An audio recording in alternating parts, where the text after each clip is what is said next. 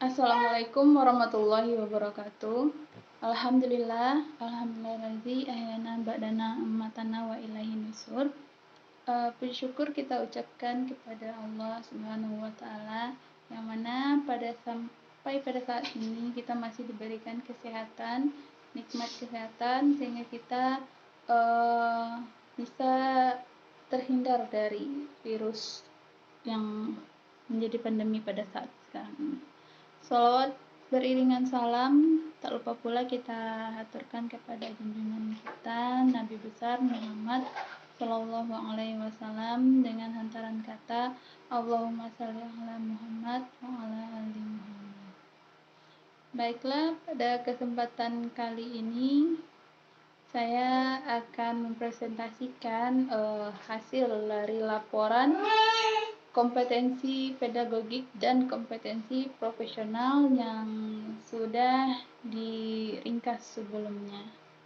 Sebelumnya, perkenalkan, nama saya Wita Kumalasari. Saya guru PPKN di MA.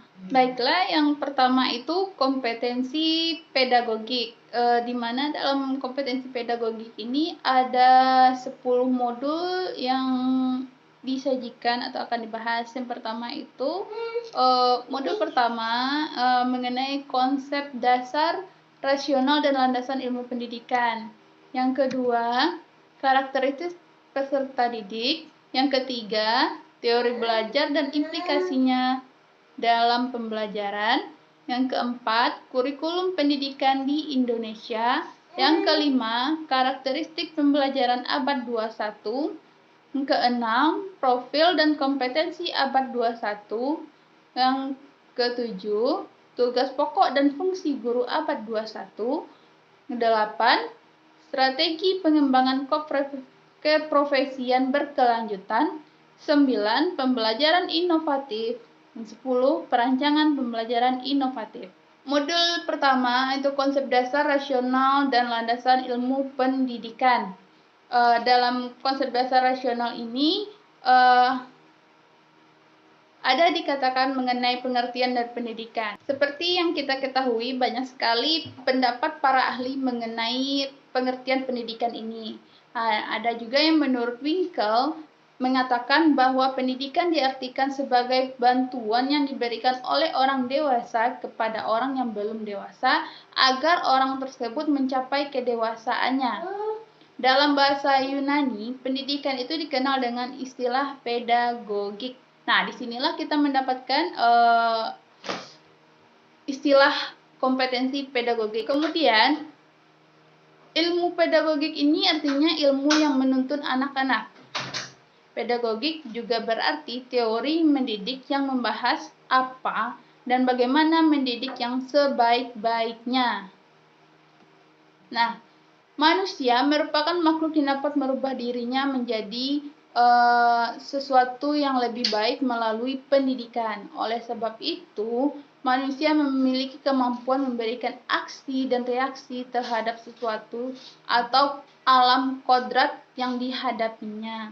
Nah, untuk menjadi sesuatu yang lebih baik lagi itu manusia membutuhkan pendidikan. Nah, tentu saja seseorang yang belum dewasa membutuhkan pendidikan dari seseorang yang sudah dewasa. Misalnya itu anak-anak, seperti sekarang kita mendidik seorang anak-anak gitu agar dia menjadi lebih dewasa.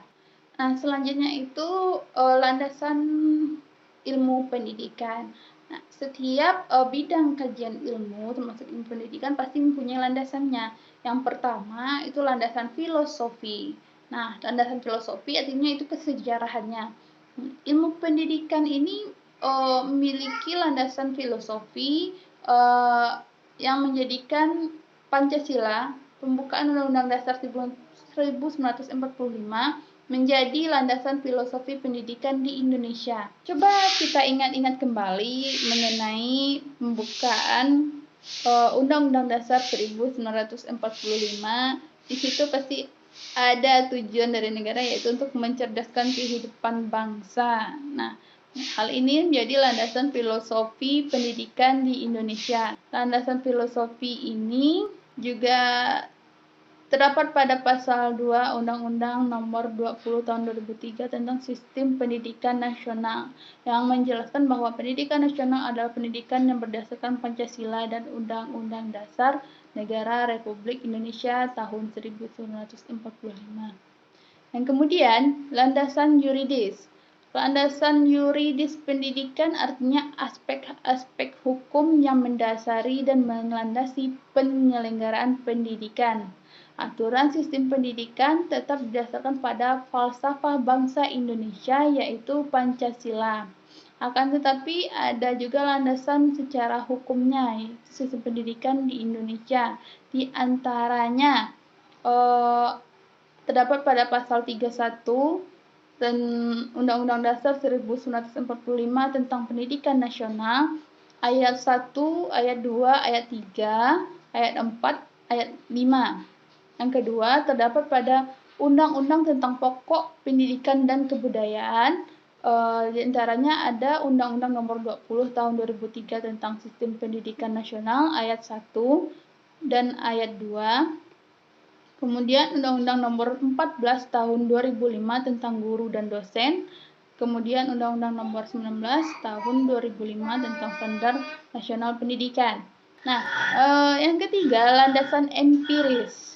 Landasan empiris ini mencangkup landasan psikologis, landasan sosiologis, dan landasan historis. Serta ada juga landasan religi. Nah, untuk penjelasan lebih lanjutnya mungkin bisa dibaca saja di dalam modulnya nanti. Selanjutnya, yang ketiga pembahasannya mengenai penerapan landasan ilmu pendidikan dalam praktek pendidikan. Modul kedua ini mengenai karakteristik peserta didik. Nah, ini yang penting dalam menjadi seorang pendidik, kita harus mengetahui karakter-karakter peserta didik ini. Ada banyak pendapat para ahli mengenai pengertian dari karakteristik peserta didik. Karakteristik peserta didik dapat diartikan keseluruhan pola kelakuan atau kemampuan yang dimiliki peserta didik sebagai hasil dari pembawaan dan lingkungan hingga menentukan aktivitas dalam mencapai cita-cita atau tujuannya. Nah, berbagai macam ragam dari karakter peserta didik ini baik dalam segi etnik, kultural, status sosial, minat, perkembangan kognitif, kemampuan awal, gaya belajar, motivasi, perkembangan emosi, perkembangan sosial, perkembangan moral dan spiritual, dan perkembangan motorik.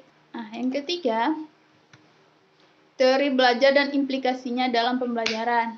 Nah, kalau disampaikan satu-satu, ini akan memakan banyak sekali waktu. Yang di sini, kalau teori belajar ada kurikulum pendidikan di Indonesia. Nah, ada beberapa poin-poinnya di situ. Yang ini yang kelima, karakteristik pembelajaran abad 21.